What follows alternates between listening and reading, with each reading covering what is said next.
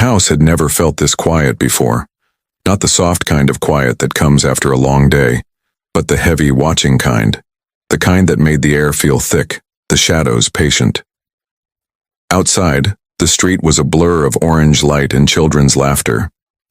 Halloween night in Maplewood was always loud, filled with the faint hum of music, the crackle of fireworks, the shuffle of small feet in costumes too big for them.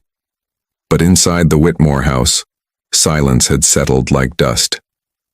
Claire stood at the window, one hand around a cup of tea gone cold. The reflection staring back at her looked older than she felt. Drawn, pale, the faint outline of someone who hadn't been sleeping well. She tried to ignore it. Tried to ignore the ache behind her eyes, the dull pressure that had been building for weeks.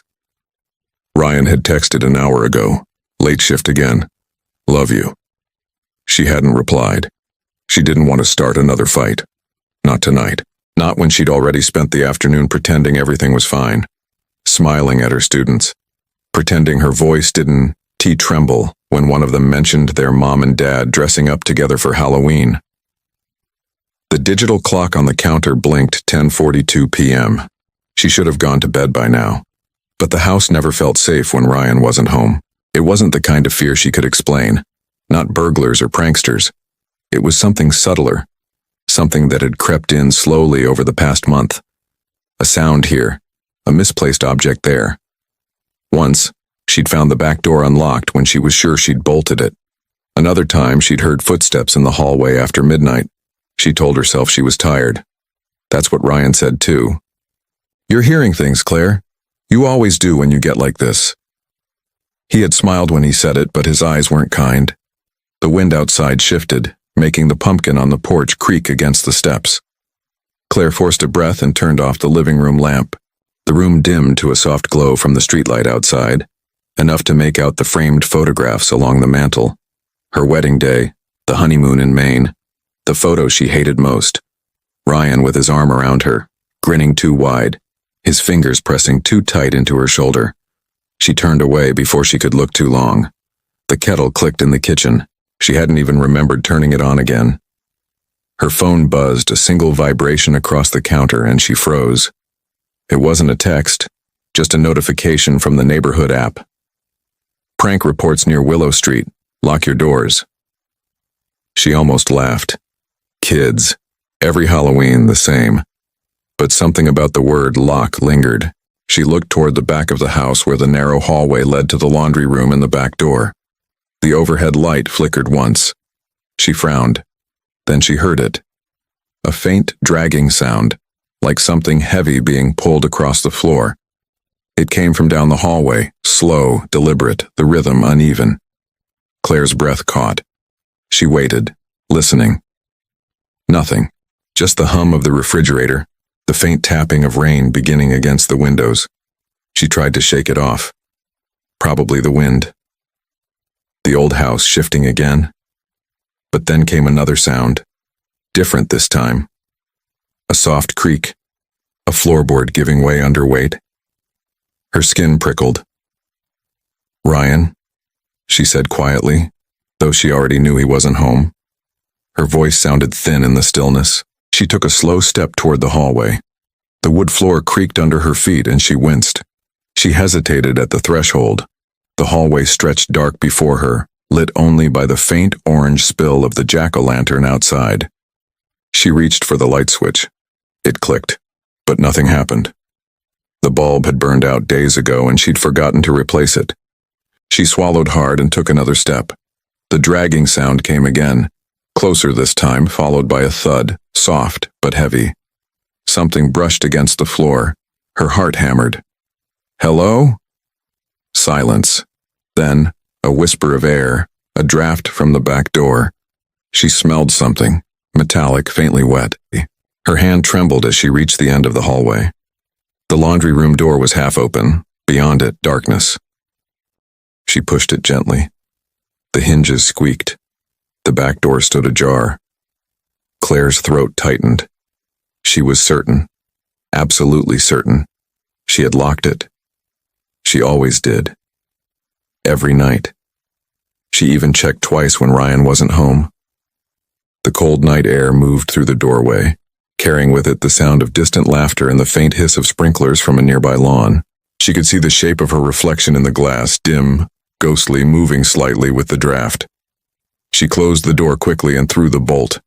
Her hands were shaking now. She pressed her palm against her chest, trying to steady her breathing. She told herself she was fine, just nerves, just the wind.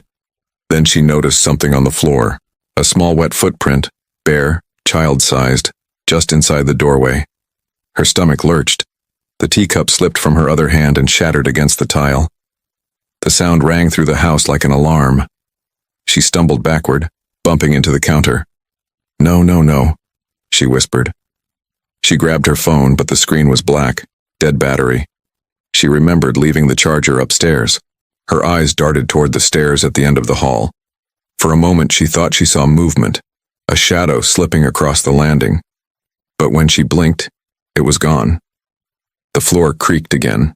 Her breath came quick now. She backed up toward the living room, her eyes scanning the hallway. Every sound felt louder, the hum of the fridge, the tap of rain, the faint jingle of the wind chime outside. Then the clock in the living room struck 11. Each chime echoed through the house, deep and hollow. On the last chime, another sound joined it, a faint metallic clang. She froze. It came from the hallway again. The sound repeated, heavier this time, a dull, deliberate thunk of metal on tile. Claire's mind raced. It sounded like something being dropped, then lifted, something solid. Her mouth went dry. She turned toward the kitchen counter, her hand trembling as she reached for the drawer. Inside, the flashlight. She clicked it on. The beam cut through the darkness in a narrow cone of white light. She moved slowly down the hallway. The beam wavered across the walls, family photos, scuffed wallpaper, the edge of the laundry room door. Another metallic sound, louder. Her light jerked toward it. Something moved in the dark, just a flicker of motion. Then stillness. She took another step. Her shoes brushed over the broken cup pieces, crunching softly. The flashlight caught on something shiny near the washing machine. She lowered the beam. A hammer. It lay in the center of the floor, the handle slick with something dark. For a second, her mind refused to understand what she was seeing. Then she saw the smear across the tile, a thin line of blood leading toward the door. Her stomach turned. The flashlight slipped from her grip and clattered to the floor, the beam spinning wildly. The light bounced across the room and caught a glimpse of something. Movement in the corner, a shape, someone standing there. Her voice caught in her throat. "Who's there?" No answer. She tried to move, but her body wouldn't respond. The beam from the fallen flashlight rolled, casting the shadow long and distorted along the wall. It shifted. One slow step forward. Claire stumbled backward, her hand catching the edge of the counter. "Please," she whispered. "Don't." Another step, then another. The beam finally stopped moving, steadying on a face. A mask, white plastic, cracked across the cheek, streaked with something dark. For a heartbeat, the world went still. Then everything happened at once. The sound of shattering glass, the slam of a door, the rush of cold air. Claire screamed. The flashlight flickered and went out. Darkness swallowed the house. She ran. She didn't know where. Just away. Through the hallway, tripping over the rug, slamming into furniture. Her heart pounded so loudly she could barely hear her own voice crying out for help. She reached the front door, yanked it open, and stumbled onto the porch. The night outside was alive with laughter again. Children in costumes moved along the street, their candy buckets glowing. None of them looked her way. She stood barefoot on the porch, shaking, the cold biting at her skin. When she turned back toward the house, the interior looked perfectly still. The light from the jack-o'-lantern flickered faintly through the window. For a second, she thought she saw the masked figure standing in the hallway watching her. Then the power went out. The neighborhood plunged into darkness. Somewhere inside the house, a metallic clang echoed again, slow, final. And this time, when Claire screamed, no one heard her. The sun rose pale and colorless over Maplewood, thin lights stretching across the rows of identical houses that still wore the ghosts of last night. celebration crushed candy wrappers on sidewalks, half-collapsed pumpkins, streamers tangled in hedges. The air smelled faintly of wet leaves and ash. By the time the first patrol car pulled up to the Whitmore residence, the neighborhood had already begun to whisper. A scream had been heard sometime after 11. The neighbor, an elderly man named Harris 2 doors down, told the dispatcher he'd thought it was just Halloween noise until it didn't stop. The front door stood slightly ajar. Officer Perry was first inside. The smell hit him first copper and candle wax. The living room looked ordinary at a glance, except for the faint trail of muddy footprints leading from the hallway toward the kitchen. On the porch, a pumpkin lay on its side, its carved grin split and leaking dark pulp onto the concrete. A hammer rested beside it, streaked with red. In the kitchen, Claire Whitmore was on the floor, half-curled, her head resting in a pool of drying blood. Her pulse fluttered when Perry knelt beside her. "Alive," he muttered, calling it in. "Barely." Paramedics arrived within minutes. They lifted her carefully, the blanket around her hair already soaked. One of them noticed a faint bruise on her wrist, finger-shaped, fresh. Outside, neighbors gathered, clutching their robes and coffee mugs, their faces pale in the morning chill. A few snapped photos. The crime scene tape went up just as Detective Alina Voss stepped from her unmarked car. She was in her early 40s, sharp features framed by tied-back brown hair, her coat buttoned against the cold. She didn't carry herself like most detectives, no swagger, no visible irritation at the Gotkas. She moved with quiet precision, her eyes taking in details before anyone spoke. "What have we got?" she asked the responding officer. "Female, early 30s, head trauma, found unconscious. Bloody hammer, outside looks domestic, but..." He trailed off, glancing at the porch. "There's something off." Voss nodded once, already heading inside. The hallway felt smaller than she expected. Too clean, too ordinary. A faint smell of lavender cleaner mixed with the iron scent of blood. She crouched near the broken cup pieces scattered across the tile, noticing the dried tea stains. The back door bolt was in place. She tested it locked tight from the inside. Who found her? Neighbor called it in. Said he heard a scream around 11. Didn't see anyone leave. Voss studied the door again. No sign of forced entry. The blood spatter along the floor formed a distinct crescent, as if something had been dropped, not swung. She glanced toward the hammer sealed in the evidence bag. Whose prints? Too soon to say. Her gaze drifted to the hallway photographs, the smiling couple on their wedding day, beach photos, school portraits. She lingered on one where Ryan's hand gripped Claire's shoulder, thumb pressing too hard against her collarbone. The smile on her face didn't reach her eyes. Sometimes the violence starts before the blood, Voss thought. At the hospital, Claire drifted in and out of consciousness. The blow had given her a concussion. Her memory fractured, pieces slipping away before she could hold them. She woke once to the sound of machines beeping steadily and a nurse whispering her name. "Mrs. Whitmore," the nurse said gently. "You're safe now." Claire tried to speak, but the words tangled. Her throat burned. Where's her voice cracked? "Ryan." The nurse hesitated. "Your husband's on his way." Claire closed her eyes. In the dark behind her eyelids, the sound returned, a metallic clang, the dragging, the whisper of air from the open door. For a moment, she could almost see the mask again, white and cracked. Then, it slipped away. When Ryan arrived 2 hours later, his face was pale but composed, like a man walking into a meeting he'd been expecting. He kissed Claire's forehead, but his hand lingered too long on her shoulder. Detective Voss watched from the corner of the room. "I want to ask a few questions," she said softly, "while things are fresh." Ryan straightened. "Of course, anything to help. Where were you last night?" "Work. The restaurant. I'm the assistant manager at Dock 14 downtown. We closed at midnight."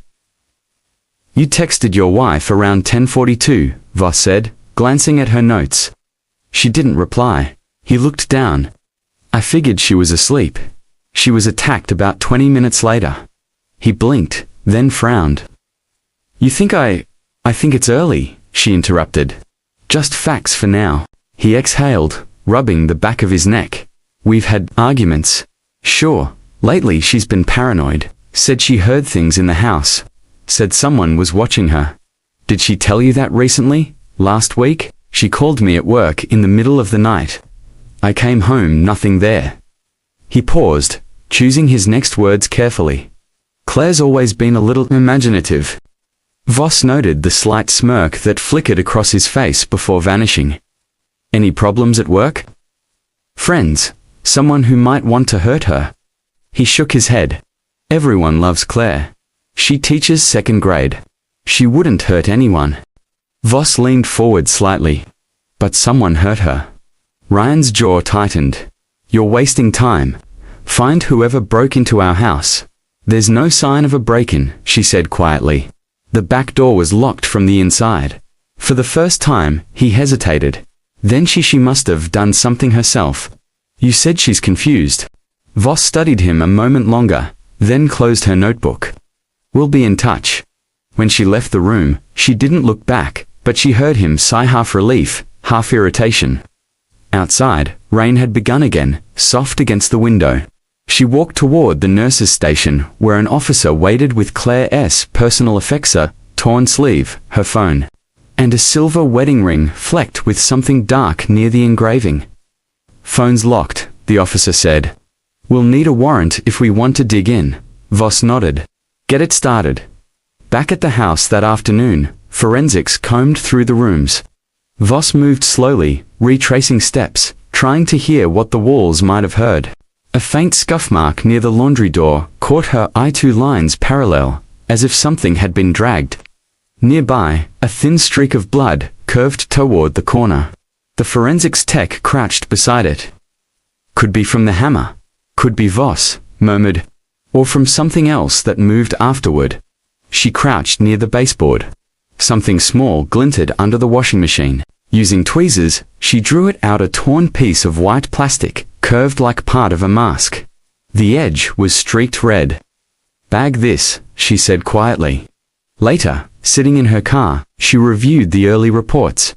No forced entry. No missing valuables.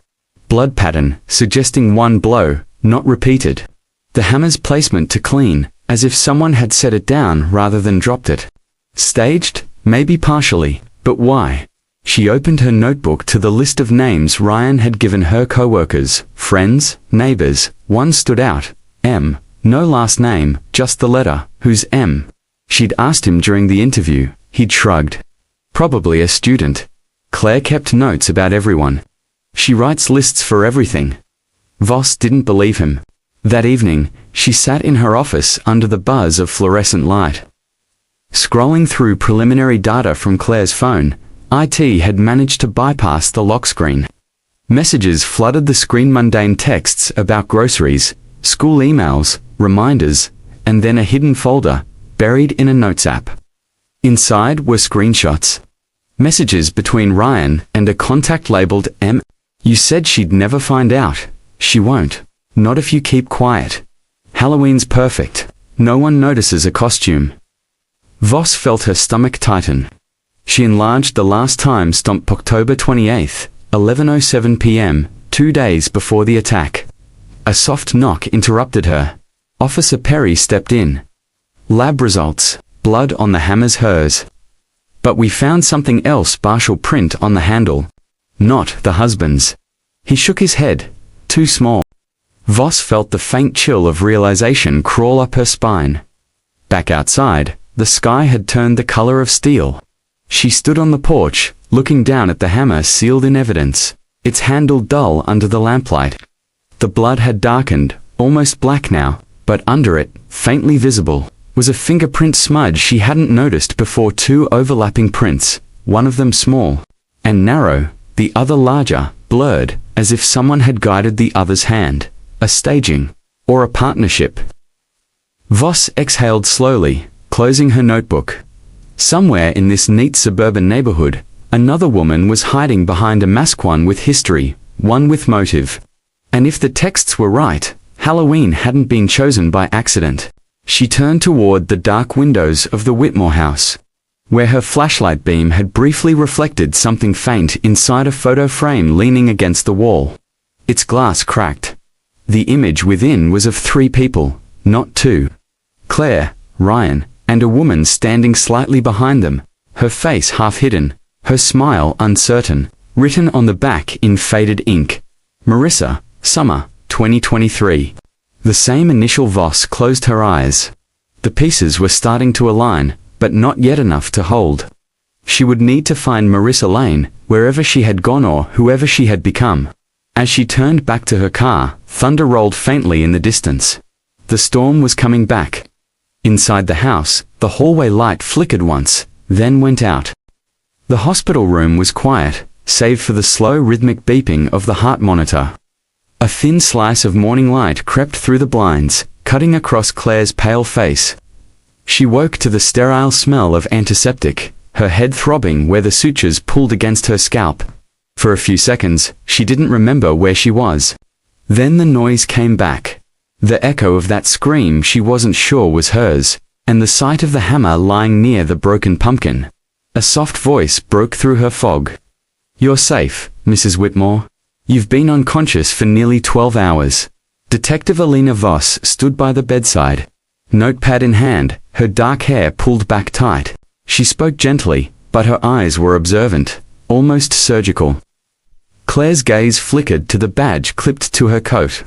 Then to the shadow of a man standing outside the door where Ryan. His shoulders were slouched, his face unreadable. "Can I see him?" Claire whispered. Voss hesitated. "In a minute, I'd like to ask you a few questions first."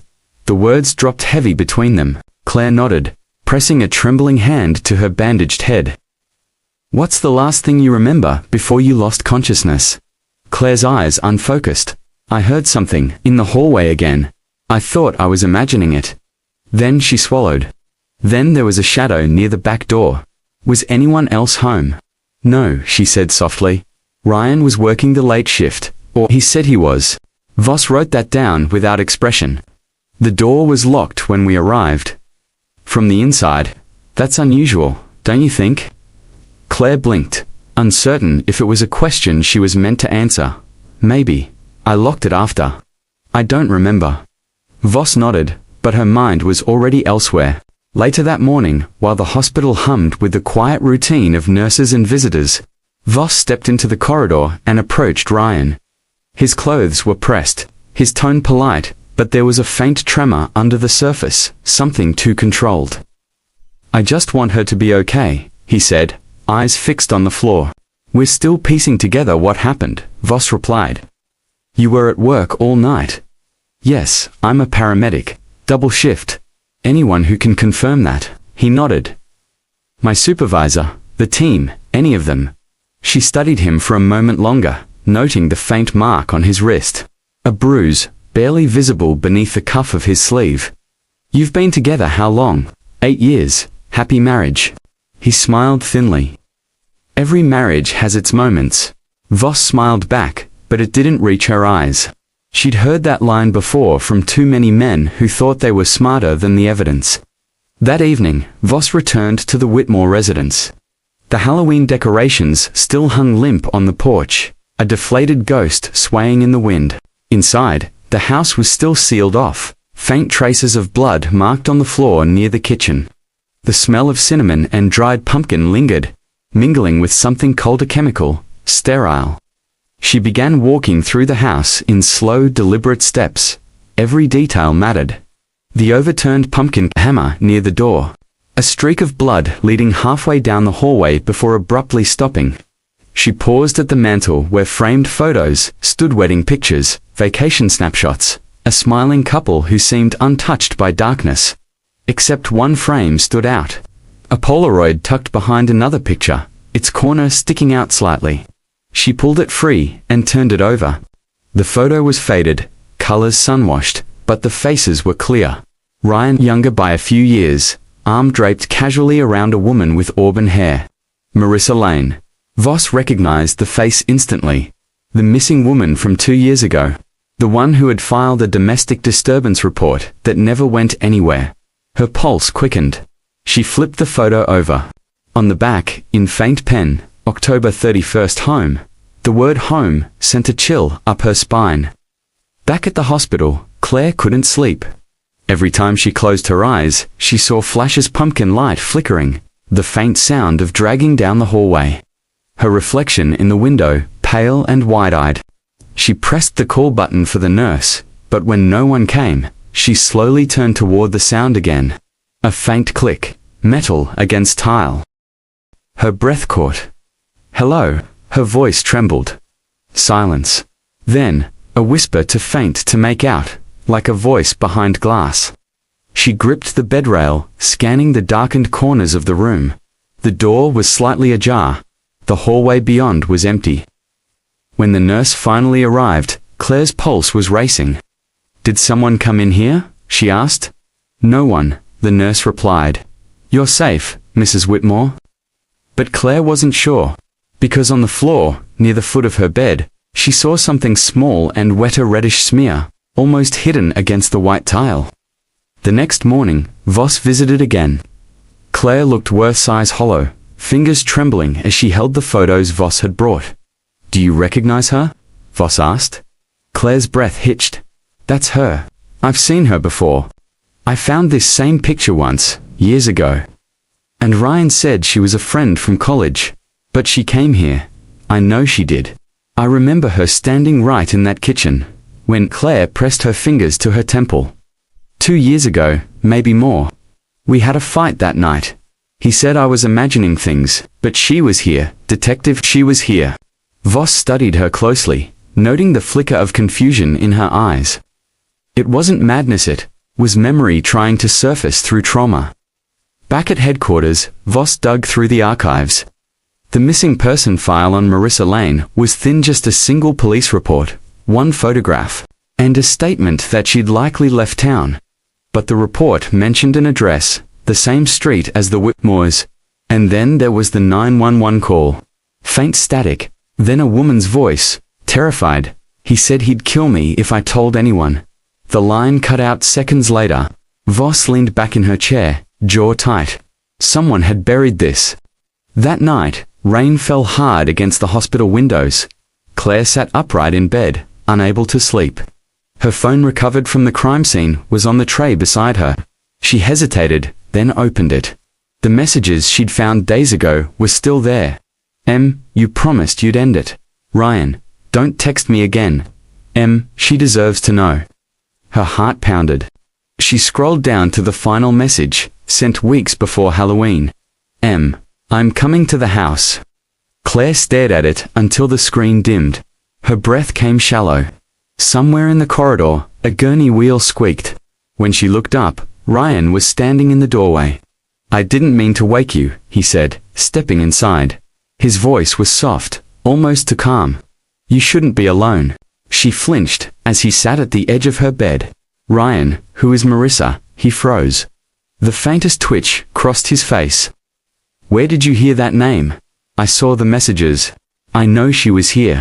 "What happened to her?" He exhaled. Rain sheeted across the darkened streets, flooding the gutters, drumming against car roofs and porch lights. The storm had come fast, like the truth detective Alina Voss had chased for weeks, now closing in on one final address. The Whitmore house sat at the end of the cul-de-sac, every light inside burning. Through the blur of rain, it looked alive, glowing and trembling, like something breathing its last. Voss stepped out of her car, coat whipping in the wind. She clutched the folder in her hand, the one that carried Marissa Lane's autopsy report. Or rather, what was left of her. 2 days earlier, the forensics team had dug under the patio behind the Whitmore residence. Fresh cement, a hollow sound beneath. When they broke through, the smell of decay spilled out like an old secret finally exhaled. Marissa Lane had never left. Her bones were found curled beneath the concrete, still wearing a silver ring engraved with the initials Emma and a faded thread bracelet, one that Claire herself had once described seeing in a photo. And the hammer that killed her? Same make, same serial number. Only now, it had struck again. Voss tightened her grip on the folder as she approached the house. The front door stood slightly ajar. Inside, the air smelled of damp wood and citrus cleaner. Lightning flashed through the windows, revealing the hallway, the same one from the night of the scream. The same hallway where blood once pooled beside a pumpkin. She called out, voice firm, "Claire, Detective Voss." No answer. She moved deeper inside, every step deliberate. Her flashlight caught small things: the overturned photo frame, the vase shattered across the floor, and near the stairs, a faint smear of red. Outside, thunder rolled again. Hours earlier, Claire had left the hospital against orders. She had walked home in the rain, the bandage on her head already soaked through, the wind cutting across her face. She carried nothing with her except fear and the photograph of Marissa and Ryan she couldn't stop staring at. When she reached the house, the porch light flickered. Her key shook in her hand as she unlocked the door and stepped inside. Everything smelled the same: pumpkin spice candle, cedar floor polish, but beneath it lingered something rotten, faint but unmistakable. She moved toward the living room. The hammer, cleaned, bagged, and tagged by police, shouldn't have been here. But it was. Sitting neatly on the coffee table, she froze. Then, from the darkness near the kitchen, Ryan's voice. "You shouldn't have come back." Her breath caught. He stepped into the light, drenched from the rain, hair plastered against his forehead. His eyes looked hollow, sleepless. "You knew," she whispered. He smiled faintly. "You always were curious. You killed her." Lightning flashed outside, illuminating the room in white. His jaw clenched. She wouldn't stop calling. She wanted to ruin everything. "You don't understand." Claria had to make her stop. Tears burned in her eyes. "You buried her under our patio." He stepped closer. It was quick. She fell. I panicked. I couldn't lose my job, my reputation. "You'd already been suspicious then." "You killed her," she said again, voice breaking. "And you made me think I was losing my mind."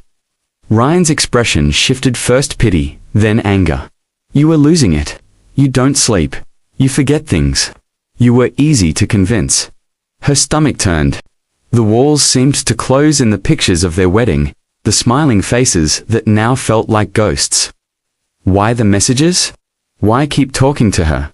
He laughed once, hollow. Because she was gone, Claire, dead or alive, I still needed to control her. It made me feel powerful. She backed away, trembling. "You're sick." He tilted his head. "No, I'm human. You, on the other hand, you've become a liability." For a moment, they just stared at each other. The storm screamed outside, wind shaking the windows. "Ryan," she whispered, "don't do this." But he already was. He lunged, grabbing her wrist, his fingers digging into her skin. She screamed, shoving him back. The table overturned, the hammer clattering across the floor. Both of them reached for it. The sound of thunder swallowed everything else: the scuffle, the sharp gasp, the dull thud of something heavy meeting flesh. Then silence. Voss followed the faint trail through the living room. The storm outside muted everything except the relentless rain. In the corner, something glimmered: a phone lying face down, screen cracked. She picked it up. The screen lit up briefly with a single unread message. From Marissa Lane, "You can't bury the noise forever." Her stomach twisted. It was impossible. The message timestamp was from this morning. "Claire," she called again, louder now. "It's Detective Voss. Are you here?" From upstairs came a sound: a creak, followed by a sob. Voss drew her weapon and climbed the steps. At the end of the hallway, the bedroom door was half open. She nudged it wider with her shoulder. Inside, Claire sat on the floor, soaked in rain and tears. Her hands shook violently. Blood streaked across her palms, dripping onto the hardwood. The hammer lay beside her, its handle slick and red.